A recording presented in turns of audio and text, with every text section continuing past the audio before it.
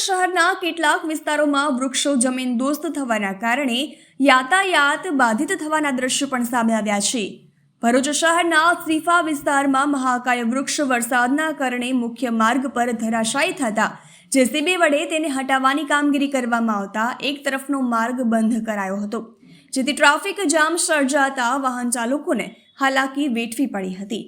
તો બીજી તરફ થામ ગામ નજીક મુખ્ય સ્ટેટ હાઈવે પર અને કંથારિયા ગામ નજીક પણ વૃક્ષો ઢળી પડતા લોકો માટે મુશ્કેલી ઊભી થઈ હતી। હવામાન વિભાગ દ્વારા જિલ્લામાં રેડ એલર્ટ જાહેર કરાયું છે।